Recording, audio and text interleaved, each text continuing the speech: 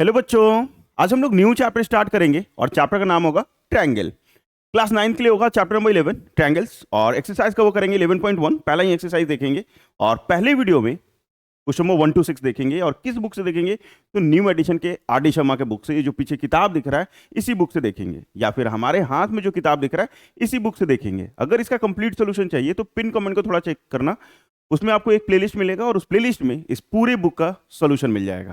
ठीक है, तो पिन कमेंट को जरूर चेक करना एक बार। चलो यहाँ देख लो, क्वेश्चन नंबर 1 to 6 ट्रायंगल है, कॉन्सेप्ट के साथ बताएंगे। ऐसे तो इजी है, ट्रायंगल है तो तीनों एंगल का सम 180 डिग्री होता है।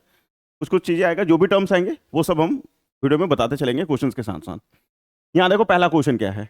In triangle A B C if angle A बराबर 120, मतलब कोई ट्रायंगल बोल रहा है ए बी सी। चलो भैया एगो ट्रायंगल बना लेते हैं ए बी सी, फिगर आपको समझाने के लिए। कंपलसरी नहीं है कि फिगर बनाना ही है, ठीक है, फिगर नहीं बनाओगे तो भी चलेगा। ये ए, ये बी और ये सी। एंगल ए कितना है? 120। कहोगे यार सर देखिए मैं कहता हूँ से नहीं लागत 120 डिग्री है। मान लो कि एंगल ए 120 है, उसके साथ साथ एंड ए बी बराबर ए सी। ए बी जो है ए सी के बराबर है, ये जो ए बी है वो ए सी के बराबर है। Find angle B and C. B और सी क्या होगा ये निकालना है। अब आइसोसेलेस ट्रायंगल का प्रॉपर्टी जानते हैं कि अगर मान लो कोई ट्रायंगल दिया हुआ है और उसका दो साइड इक्वल है, उसके दो साइड इक्वल है, तो हमेशा बेस एंगल इक्वल होता है। बेस एंगल हमेशा इक्वल होता है, आइसोसेलेस का प्रॉपर्टी। तो यहां से आपका एंगल बी अगर एक्स है तो एंगल सी भी एक्स होगा, क्योंकि दोनों साइड इक्वल है ए बी और ए सी। तो एंगल बी और एंगल सी भी इक्वल होगा। एंगल बी और सी भी क्या होगा? इक्वल होगा। तो यहां गिवन क्या है? इन ट्रायंगल ए बी सी, मतलब ट्रायंगल ए बी सी में देखा जाए तो ए बी जो है वो किसके बराबर है? ए सी के बराबर है। ए बी जो है वो किसके बराबर है? ए सी के बराबर है। दो साइड इक्वल है, आइसोसेलेस ट्रायंगल का प्रॉपर्टी।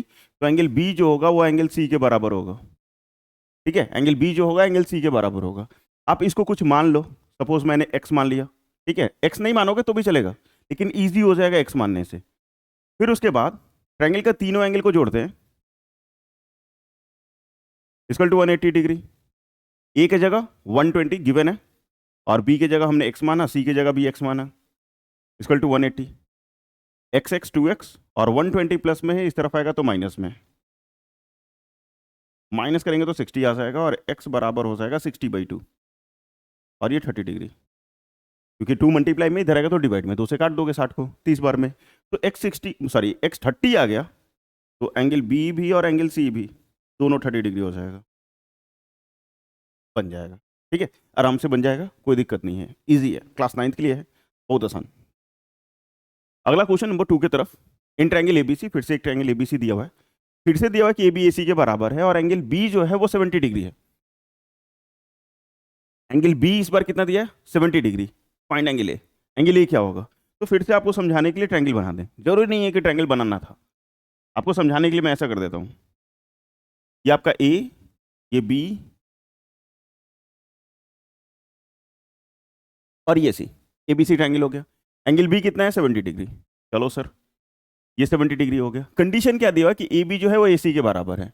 ये ए बी जो है ए सी के बराबर, अभी पीछे बताए कि अगर दो साइड इक्वल हो, आइसोसेलेस ट्रायंगल की प्रॉपर्टी। ऐसे तो ये क्वेश्चन 6 में भी पढ़े हैं, इस टाइप का क्वेश्चन क्लास 6 में भी पढ़े हम लोग, कि अगर दो साइड इक्वल हो तो बेस एंगल इक्वल होगा। अगर ये 70 है तो ये भी 70 होगा, ये 70 है तो ये भी 70 होगा, ये 70 तो ऊपर वाला ए नहीं निकल जाएगा, तीनों को जोड़ के 180 से माइनस कर लेंगे, 40 डिग्री आंसर आ जाएगा। तो यहां अगर देखा जाए तो इन ट्रायंगल ए बी सी, सबसे पहले ए बी किसके बराबर है? ए सी के बराबर। अगर ए बी ए सी के बराबर है तो एंगल बी जो है वो एंगल सी के बराबर हो जाएगा। एंगल बी जो है एंगल सी के बराबर होगा, और बी अगर 70 है तो सी भी 70 होगा, तो दोनों ही 70। यहाँ पे बी किसके बराबर है? 70 डिग्री के बराबर है। फिर ट्रायंगल का तीनों एंगल को जोड़ोगे, कितना डिग्री? 180। एंगल ये नहीं पता है, ऐसे ही रहने दो। बी की जगह 70, सी की जगह भी 70, क्योंकि दोनों इक्वल है, क्योंकि दो साइड इक्वल तो बेस एंगल से इक्वल। इस दोनों को ऐड करेंगे 140, और ये 180। तो एंगल ए किसके बराबर आ जाएगा?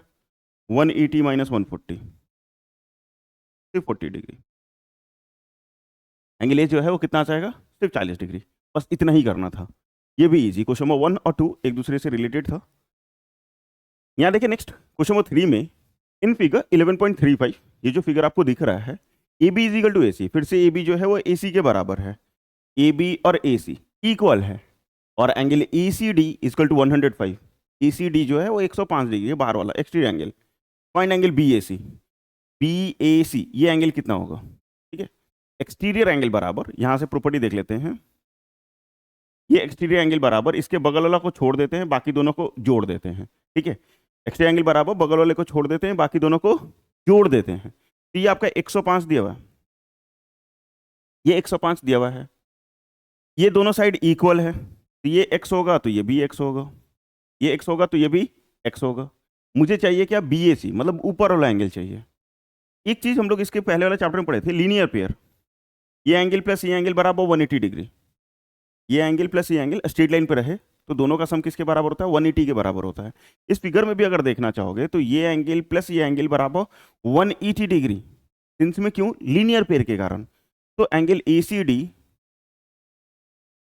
प्लस ए सी डी, इधर वाला angle, plus A C B, A C B equal to 180। और सिंस में क्यों? तो लीनियर पेयर। सिंस में क्यों? लीनियर पेयर के कारण। ए सी डी कितना है? 105, और ये एंगल नहीं पता है मुझे, तो इसको ऐसे ही रहने देते हैं।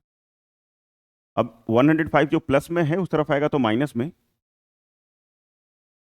और ये आ जाएगा, सॉरी डायरेक्ट माइनस पहले ही नहीं करना यार, पहले ये प्लस में है, इस तरफ आएगा तो माइनस में। दिमाग बहुत तेज चल रहा है। ठीक है, एसीबी जो है वो 75 आ गया।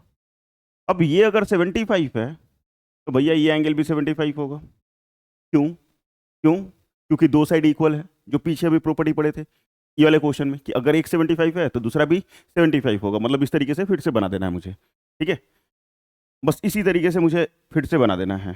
तो in triangle A B C, in triangle A B C, A B is equal to A C, कहाँ से लिखे सर गिवन? यहाँ पे A B is equal to A C, मतलब एंगल बी जो है वो किसके बराबर हो जाएगा? एंगल सी के। और अभी अभी आया कितना डिग्री? 75 डिग्री।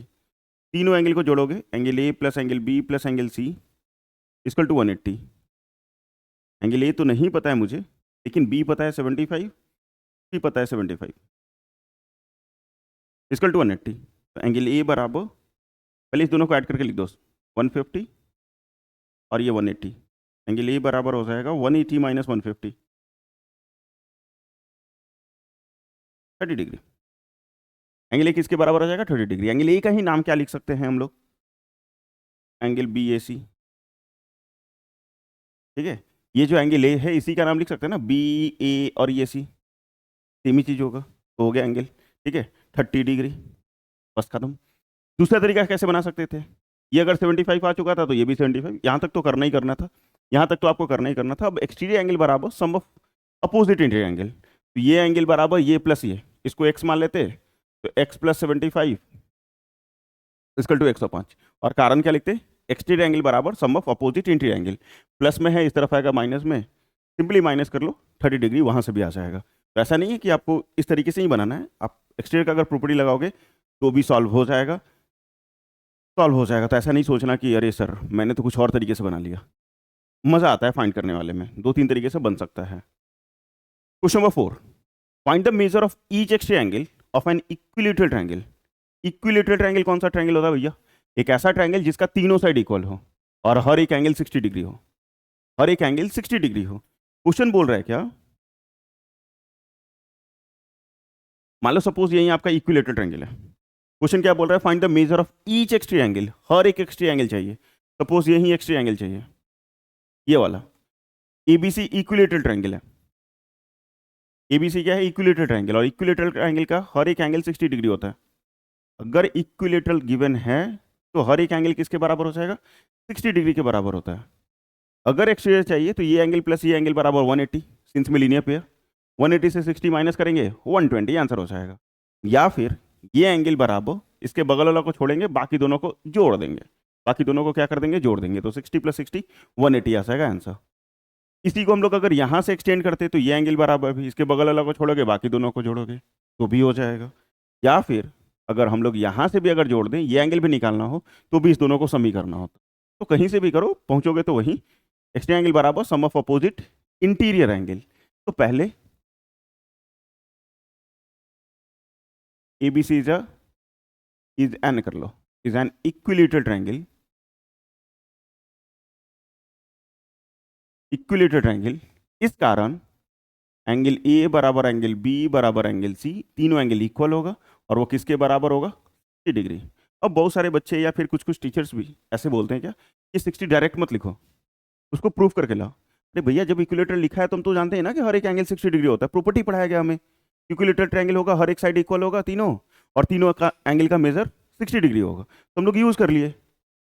प्रूफ करना चाहोगे तो कर सकते हो, एक्स एक्स लेके, तीनों एक्स एक्स हो जाएगा, तीनों का सम 180, 3x बराबर 180, 3 से डिवाइड करेंगे 180 को तो 60 डिग्री आएगा। अब डायरेक्ट यूज करो, कोई दिक्कत नहीं है। और यहाँ पे अगर डी ले लेते हैं नाम,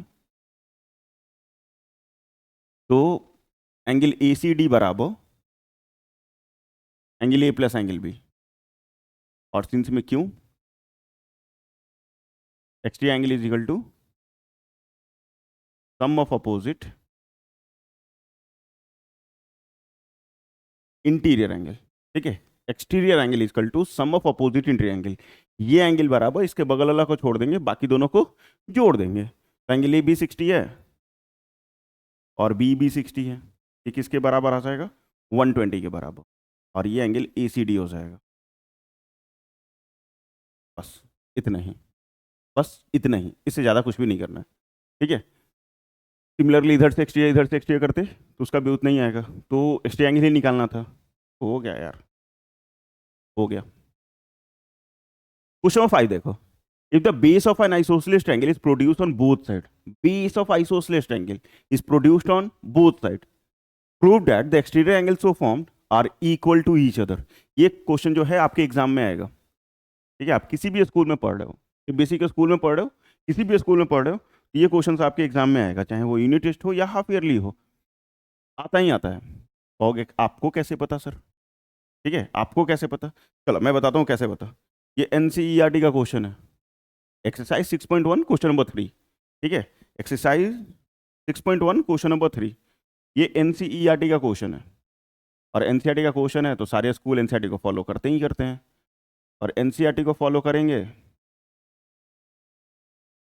तो बबुआ एग्जाम में अबे न करी। हाँ सर, ये तो बतवा सही कह रहे हैं आप। चलो, हम तो हमेशा सही करते हैं बाबू। ये ए, ये बी और ये C, A B C isosceles triangle है। आइसोसेलेस है तो ये दोनों साइड इक्वल है। आपको प्रूफ करना है कि ये एंगल और ये एंगल इक्वल है। सर समझ नहीं आया, आइए मैं आपको समझाता हूँ कैसे। फिर से, if the base of isosceles triangle is produce on both side, ये आपका एक आइसोसेलेस ट्रायंगल, आप बेस को प्रोड्यूस करते हैं बोथ साइड में, मतलब इधर भी इधर भी। फिगर मिला हुआ सही है कि नहीं है? हाँ सर है, बोथ साइड हो गया। Prove that the exterior angle so formed, अब एक्सटीरियर एंगल जो बना, एक्सटीरियर मतलब बाहर, ट्रायंगल के बाहर हो, तो ये एंगल है, इधर का ये एंगल है। Exterior angle so formed are equal to each other, मतलब ये जितना डिग्री होगा ये भी उतना ही डिग्री होगा। ठीक है, ये दोनों इक्वल होगा। इसको भी बनाने का दो तरीका है, लेकिन सर आसान वाला बता दीजिए, तो हम आसान वाला बता देते हैं। यहाँ पे आप डी ले लो और यहाँ पे नाम ई ले लो। ठीक है, डी और ई ले लिया सर। प्रूफ करना है कि ये एंगल और ये एंगल इक्वल है। आप लोगों को शायद पता चल गया होगा कि आरटीपी का फुल फॉर्म क्या होता है, रिक्वायर्ड टू प्रूफ। प्रूफ क्या करना है? आपके स्कूल में टू प्रूफ लिखेंगे, आप लिख सकते हो, कोई दिक्कत नहीं है। आप अच्छा लिखना चाहते हो तो टू प्रूफ की जगह आरटीपी लिख लो, R for required, T for to और पी फॉर प्रूफ। ये एंगल बराबर ये एंगल, इस एंगल का नाम क्या होगा? तो एंगल ए बी ई, और उधर वाले का नाम क्या हो जाएगा? ए सी डी। ठीक है, ए बी ई और ए सी डी, ये दोनों एंगल को इक्वल प्रूफ करना है। आइए प्रूफ में और देख लेते हैं क्या बोल रहे हैं क्वेश्चन में। सिंपल लॉजिक लगाएंगे, आराम से बनेगा। ठीक है, अगर मान लो ये एक स्ट्रेट लाइन है और ये ऐसे एक रेब है, ये एंगल प्लस ये एंगल किसके बराबर होता है? 180 डिग्री के बराबर, सिंस में लीनियर पेयर। ये एंगल प्लस ये एंगल, इस दोनों का सम किसके बराबर होगा? 180 डिग्री के बराबर। क्यों? लीनियर पेयर के कारण। तो इधर वाले का नाम क्या हो जाएगा? ए बी ई प्लस, पहले ऐसे नहीं, पहले पहले रुक जा रुक जा रुक जा रुक जा, एक मिनट एक मिनट। पहले आइसोसेलेस का बात किया है ना, तो इन ट्रायंगल एबीसी या फिर ABC is N isosceles triangle. ABC is an isosceles triangle. ABC कौन सा ट्रायंगल है? आइसोसेलेस है। आइसोसेलेस का मतलब होता है कि AB जो है वो AC के बराबर है। सर AB बराबर BC भी तो हो सकता है, तो हम लोग तो बेस BC लिए ना, दो साइड इक्वल होता है, दो साइड इक्वल होता है। जब भी दो साइड इक्वल होगा तो बेस एंगल इक्वल होगा। मतलब इधर वाला एंगल का नाम लिख लें तो ABC किसके बराबर हो जाएगा? तो एंगल ACB के। ठीक है सर, इसको एंगल B नहीं लिख सकते हैं? लिख सकते हैं, अभी नीचे प्लस करने में हमको पूरा का पूरा नाम लिखेंगे ABC, इसका नाम हो जाएगा ACB। ठीक है, दोनों इक्वल, क्यों? क्योंकि ये दो साइड इक्वल है, दो साइड इक्वल है, आइसोसेलेस ट्रायंगल है, तो बेस एंगल इक्वल होगा ही होगा, तो बेस एंगल इक्वल लिख दिया। अब ये एंगल प्लस ये एंगल बराबर 180, ये दोनों का सम लीनियर पे के कारण, तो ABE plus angle ABC equal to 180, और इसको इक्वेशन मान लोगे फर्स्ट, और सिंस में क्यों, तो लीनियर पेयर के कारण। ठीक है, क्यों? तो लीनियर पेयर के कारण। फिर से वही सेम चीज, ये एंगल प्लस ये एंगल बराबर 180, इस दोनों का भी सम 180, लीनियर पेयर के कारण ही। तो angle ACD plus angle ACB equal to 180 degree, और इसको इक्वेशन मान लोगे सेकंड, और सिंस में ये भी लीनियर पेयर, सिंस में ये भी लीनियर पेयर। ठीक है, इस दोनों का भी सम 180, इस दोनों का भी सम 180। अब यहां देखो, from equation first and second, from equation first and second, अब ये दोनों का भी सम 180 है, ये दोनों का भी सम 180 है। मेरे पास भी 180 रुपया, तुम्हारे पास भी 180 रुपया, हम दोनों के पास 180 मतलब 180 रुपीज़ है, तो हम दोनों का अमाउंट इक्वल हो जाएगा। इक्वल हो जाएगा मतलब ये दोनों को इक्वल टू में करके लिख लीजिएगा, angle ABE plus angle ABC is equal to angle ACD plus angle ACB। ठीक है, ये दोनों आपस में इक्वल कर लिया। क्यों सर? क्योंकि 180 के बराबर ये भी है, ऊपर वाला भी 180 है, तो दोनों आपस में इक्वल हो जाएगा। एक चीज अगर यहां से देखोगे कि ABC जो है वो ACB के बराबर है, ABC जो है वो ACB के बराबर है, तो ये दोनों कैंसिल हो जाएगा। ये प्लस में है, इस तरफ आएगा तो माइनस में। अगर आप ऐसा नहीं करना चाहते हो, ठीक है, यहीं सर हम नहीं काटना चाहते हैं, तब उस केस में क्या करेंगे, ये ABE रहने देंगे, इसके जगह क्या लिखोगे ABC देख के, ACB, और ये angle ACD plus angle ACB। अब तो सेम टू सेम हो गया ना, ACB इधर भी ACB इधर भी, ये प्लस में है, इस तरफ आएगा तो माइनस में, ये दोनों अब कट जाएगा, कट गया। तो एंगल ABE जो है वो किसके बराबर आ गया? ACD। RTP में मिला के देखो, यही प्रूव करना था, RTP में मिला के देखिए, यही प्रूव करना था। और ये NCERT का क्वेश्चन है, आपके एग्जाम में आ सकता है, इस चीज़ को थोड़ा ध्यान से देख लोगे किस तरीके से आपको बनाना है। एक और क्वेश्चन, क्वेश्चन नंबर 6, ये नेक्स्ट मतलब आगे वाले शायद 11.4 में फिर से ये क्वेश्चन देखने को मिलेगा। ठीक है, 11.4 में भी आपको देखने को मिल जाएगा। क्वेश्चन क्या है, इन ट्रायंगल PQR, मतलब एक ट्रायंगल PQR है, if PQ equal to QR। आगे पढ़ते हैं बाद में, पहले फिगर बना लेते हैं। इन ट्रायंगल PQR, तो नाम कर लिया जाए P Q और ये R, PQR हो गया। अब क्या दिया, if PQ equal to QR, PQ कहाँ है सर? ये वाला। QR कहाँ है? तो ये वाला। PQ इक्वल टू QR, ये दो साइड इक्वल है, ये दोनों एंगल इक्वल होगा, ये दोनों एंगल इक्वल होगा। अगर PQ QR के बराबर है तो angle P angle R equal होगा। And LM and N are the mid point of side PQ QR and RP respectively. कौन कौन मिड पॉइंट है? तो LM और N किसका किसका मिड पॉइंट है? तो PQ का। सपोज यहीं पे आपका L पॉइंट है, यहीं आपका M पॉइंट है, और इधर कहीं N पॉइंट है। इसको ज्वाइन कर लो, इसको भी ज्वाइन कर लो, और इसको भी ज्वाइन कर लो। ऐसे ज्वाइन जब करना आप फिगर से, तो डॉटेड लाइन बनाना। ठीक है, आप जब ज्वाइन करना तो क्या बनाना? डॉटेड लाइन बनाना। ठीक है, ये फिगर कंप्लीट हो गया। अब आगे क्या लिखा? Prove that ln is equal to mn। ln खोजो, ln ये वाला लाइन दिख रहा है, और mn अगर खोजा जाए तो mn ये वाला लाइन दिख रहा है, ये बराबर ये प्रूफ करना है। ln जो है वो mn के बराबर है, mn के बराबर है, बस ऐसा आपको प्रूफ करना है। तो पहला तो गिवन है कि मिड पॉइंट है सारा का सारा। कंस्ट्रक्शन में थोड़ा सा लिख लेंगे। आरटीपी अगर लिखा जाए, क्या प्रूफ करना है मुझे, तो एल एन जो है वो एम एन के बराबर है। एल एन जो है वो किसके बराबर है, एम एन के बराबर है। कंस्ट्रक्शन करें,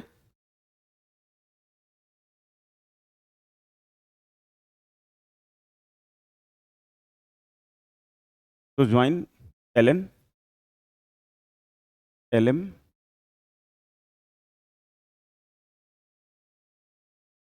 एंड एम एन। ठीक है, तेरी राइटिंग में सुंदर से लिखना हो, का पेन चेंज करेंगे, राइटिंग नहीं बैठता है। एल एन एम एन और एल एम को मतलब जो लिखा उसको ज्वाइन कर लोगे, तीनों लाइन को ज्वाइन कर लिया सर। प्रूफ में आते हैं, सबसे पहले प्रूफ में। और देखो क्या क्या चीजें गिवन है आपके लिए, क्या क्या चीजें गिवन है। In triangle P Q R, in triangle P Q R, P Q equal to Q R, P Q equal to Q R. अगर ये दो साइड इक्वल था तो एंगल पी और एंगल आर इक्वल था, एंगल पी और R equal था, angle P और आर इक्वल था। क्यों? क्योंकि बेस एंगल्स इक्वल होते हैं जब दो साइड इक्वल हो, आइसोसेलेस एंगल का प्रॉपर्टी लगा के। ठीक है, आइसोसेलेस का प्रॉपर्टी लगा के। अब उसके बाद ये तीनों मिड पॉइंट हैं, L M and N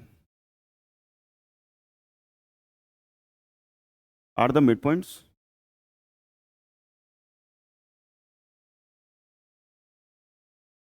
of P Q, Q R and R P respectively, क्रमशः। ठीक है, रेस्पेक्टिवली क्रमशः हो गया। ये तीनों मिड पॉइंट है। मिड पॉइंट का मतलब क्या होता है, अगर कोई लाइन सेगमेंट ऐसे है 10 सेंटीमीटर का और बीच में कोई पॉइंट मिड पॉइंट है, अगर ये पूरा लंबाई 10 सेंटीमीटर है और बीच वाला पॉइंट जो है मिड पॉइंट है, तो ये 5 हो जाएगा, ये भी 5 हो जाएगा, मतलब आधा आधा, ये और ये इक्वल हो जाएगा। मिड पॉइंट मतलब बाइसेक्ट कर देगा, हाफ हाफ कर देगा। तो यहाँ पे प्रॉपर्टी हो जाएगा कि ये वैल्यू और ये वैल्यू इक्वल होगा। पीएल जो है, पीएल जो है वो किसके बराबर हो जाएगा, एल क्यू के। नीचे से अगर देखोगे तो क्यू एम जो है, क्यू एम जो है वो एम आर के, और उधर से अगर देखिएगा तो पी एन जो है वो एन आर के। मिड पॉइंट के कारण ये दोनों इक्वल, ये दोनों इक्वल और ये दोनों भी इक्वल होगा, क्योंकि मिड पॉइंट से, मिड पॉइंट मतलब आधा आधा, मिड पॉइंट मतलब आधा आधा। ये और ये आपस में इक्वल होगा, ये और ये भी इक्वल होगा। उसी चीज को मैंने यहाँ लिखा है, मिड पॉइंट मतलब हाफ। ठीक है, अब इतना होने के बाद हमें गिवन है कि पी क्यू जो है वो क्यू आर के बराबर है। पी क्यू जो है वो किसके बराबर है, क्यू आर के बराबर है। Half of P Q, P Q का आधा इक्वल टू क्यू आर का आधा। हाफ ऑफ करें दोनों तरफ, क्योंकि मिड पॉइंट है तो आधा आधा हो जाएगा। तो पी क्यू के आधा की जगह पी एल और क्यू आर के आधा की जगह एम आर। सर ये दोनों भी तो इक्वल है, लिख सकते हैं, लेकिन जिसका काम है वही लिखेंगे, सबको नहीं, सबको नहीं लिखेंगे। तो यहाँ से हमारा आ जाएगा कि पी एल जो है वो किसके बराबर, एम आर के बराबर। ठीक है, पी एल जो है वो किसके बराबर, एम आर के बराबर। और अच्छे से आपको एक्सप्लेन कर देते हैं, चलो भैया। अब मान लो ये 10 सेंटीमीटर है, कितना सेंटीमीटर है, 10 सेंटीमीटर है, तो भैया क्यू आर भी 10 होगा। क्यों सर? क्योंकि P Q Q R equal है, P Q Q R equal है। तो अगर ये 10 सेंटीमीटर है तो ये भी कितना सेंटीमीटर होगा, 10 सेंटीमीटर ही होगा। मैंने बोला कि ये हाफ हाफ हो जाता है, मतलब ये अगर 5 सेंटीमीटर तो ये भी 5 एकदम होगा सर। तो ये 5 तो ये भी 5, क्योंकि एम मिड पॉइंट है, एम मिड पॉइंट है। तो क्या ये 5 है तो ये भी 5 है कि नहीं है? तो ये पी एल जो है एम आर के बराबर होगा कि नहीं होगा? होगा, एकदम होगा। उसी प्रकार क्यू एल जो है वो क्यू एम के बराबर होगा कि नहीं होगा? होगा। Sir Q M P L के बराबर भी हो सकता है, क्योंकि ये 5 है तो ये भी तो 5 है। तो जिसका काम है ना उसको लिखते हैं, बाकी को इग्नोर मार देते हैं। ठीक है, उसको इग्नोर मार दिया जाए। यहाँ से मैं अभी तो फिलहाल मिटा देता हूँ।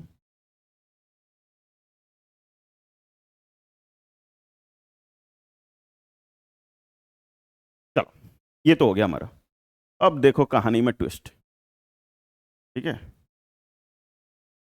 अब कहानी में थोड़ा सा आता है ट्विस्ट। अब इस ट्रायंगल को और इस ट्रायंगल को करेंगे कॉन्गुरेंट। इस दोनों ट्रायंगल को क्या करेंगे हम लोग? कॉन्गुरेंट करेंगे। ऊपर वाला ट्रायंगल का नाम लिखेंगे, कुछ भी करके लिखो। इन triangles P L N, P L N and नीचे वाले ट्रायंगल का नाम लिखेंगे, ठीक है, आर एम एन, ठीक है, आर एम एन, ये लिख दिया। पहला चीज है कि पी एल एम आर के बराबर है, पी एल जो है वो एम आर के बराबर है, पहला तो गिवन यहीं पे निकाल चुके हम लोग, प्रूव्ड अबव। पी एल जो है वो एम आर के बराबर है, प्रूव्ड अबव लिख सकते हो या फिर देख ही लोगे ऊपर है, ठीक है। उसके बाद angle P is equal to angle R, sir ये कहाँ से, यहाँ से देख के एंगल पी जो है एंगल आर के बराबर है, क्यों, P Q equal to Q R given था, ये भी प्रूव्ड अबव, ये भी प्रूव्ड अबव। दूसरा क्या मिलेगा, ये साइड बराबर ये साइड नहीं होगा क्या, पी एन खोजो यहाँ पे, P N equal to N R, mid point था, एन जो था मिड पॉइंट था, तो पी एन जो है वो किसके बराबर है, एन आर के बराबर है, पी एन जो है वो एन आर के बराबर है, क्यों, क्योंकि एन जो है वो मिड पॉइंट है। यहाँ पे हम लोगों ने लिख दिया है सब चीज़, ये साइड लिए हैं, ये एंगल लिए हैं, फिर ये साइड लिए हैं, तो साइड बीच में एंगल फिर साइड, तो सास प्रॉपर्टी से हम लोग प्यार से सास बोलते हैं, लेकिन होता तो है साइड एंगल साइड, ठीक है। दोनों triangle congruent, P L N congruent to triangle R M N, ठीक है, दोनों ट्रायंगल कॉन्ग्रुएंट, कॉन्ग्रुएंट हो गया। जब भी दो ट्रायंगल कॉन्ग्रुएंट होता है तो करस्पॉन्डिंग पार्ट्स, करस्पॉन्डिंग साइड्स और करस्पॉन्डिंग एंगल्स इक्वल होते हैं कॉन्ग्रुएंट में, तो इसका एल एन जो है, एल एन जो है वो किसके बराबर हो जाएगा, एम एन के बराबर हो जाएगा, और यही प्रूव करना, ठीक है। लास्ट का दो इक्वल हो जाएगा, तो कॉन्ग्रुएंट हो गया, ठीक है। और सीपीसीटी से दोनों साइड भी इक्वल आ गया, तो यहाँ पे सिर्फ सीपीसीटी लिख दोगे, बस इतना ही करना था। तो ये एक अच्छा क्वेश्चन था, ये तो बेस्ट था, मतलब 6 तक में तो ये बेस्ट था, और एक ही अच्छा था, ये आपके एग्जाम में आ सकता है, और आर डी शर्मा आपका स्कूल फॉलो करता है तो ये भी क्वेश्चन आ सकता है। इसके साथ साथ एग्जाम्पल भी जरूर बनाना, ठीक है, इसके साथ साथ एग्जाम्पल भी जरूर बनाना। तो ये वीडियो तो कंप्लीट हो गया, थैंक यू फॉर सीखिंग, ठीक है, नॉट वॉचिंग, सीखिंग, सीख रहे हैं आप। सब्सक्राइब कीजिए अभी पूरा complete R D Sharma solution के लिए, और वीडियो अच्छा लगा है तो प्लीज़ लाइक कीजिए, दोस्तों के बीच में शेयर कीजिए, और अभी तक सब्सक्राइब नहीं किए तो भैया सब्सक्राइब कर लीजिए जल्दी जल्दी। कंप्लीट सोल्यूशन चाहिए कि ना चाहिए, सर चाहिए, तो सब्सक्राइब करो, और गर्व से लिखो कमेंट सेक्शन में क्या, जय हिंद जय भारत, ठीक है, गर्व से लिखिए कमेंट सेक्शन में जय हिंद जय भारत। कुछ भी पूछना है कमेंट करके पूछ लीजिए, आप हमसे आंसर कर लेंगे एकदम आराम से, कोई दिक्कत नहीं है, जो पूछोगे वो बताएंगे। तो जय हिंद जय भारत, तब तक पढ़ते रहो, मस्त रहो।